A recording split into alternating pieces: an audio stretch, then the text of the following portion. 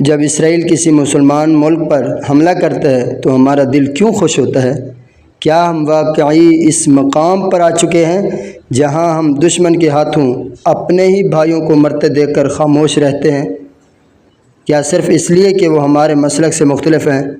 کیا کلمہ پڑھنے والا جو ہماری طرف منہ کر کے نماز پڑھتا ہے ہمارا بھائی نہیں ہے؟ ہم ایران سے اختلاف رکھتے ہیں، فکری اختلاف، لیکن یہ اختلاف کیا ہمیں انسانیت سے بھی دور کر دیتا ہے؟ کیا ہم یہ بھول گئے ہیں کہ جب کسی کے گھر میں جنازہ اٹھتا ہے تو اس کا دکھ مسلک نہیں دیکھتا، جب کسی ماں کی گود خالی ہوتی ہے تو اس کا درد شیعہ یا سنی نہیں دیکھتا، وہ بس ایک مسلمان ماں ہوتی ہے، ایک انسان ہوتی ہے۔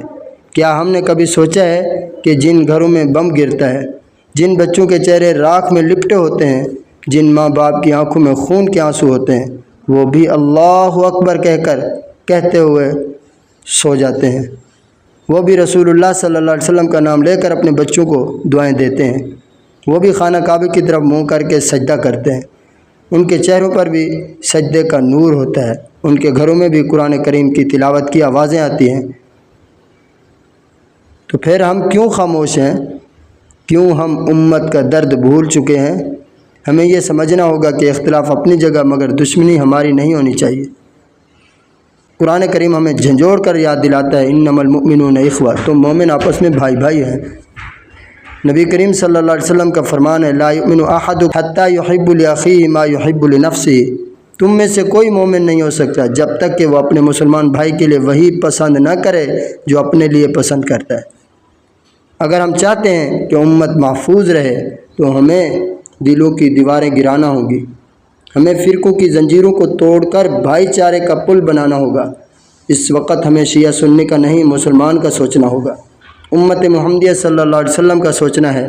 راہ صداقت کی پکار ایک دعوت۔ پیارے بھائیوں اور بہنوں، یہ جو آپ ویڈیو دیکھ رہے ہیں یہ صرف میری نہیں ہے، آپ سب کی آواز ہے۔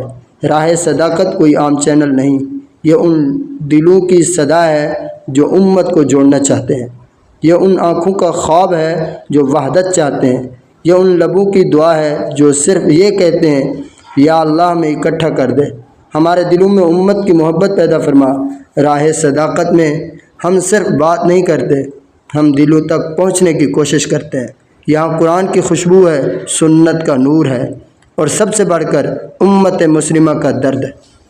لہٰذا آپ سے درخواست ہے، اگر آپ امت کے لیے کچھ کرنا چاہتے ہیں تو راہ صداقت کو سبسکرائب کریں، دوسروں تک شیئر کریں، اس سفر کا حصہ بنیں جس کا مقصد امت کو جوڑنا، جگانا اور دشمن کی سازشوں سے بچنا اور بچانا ہے۔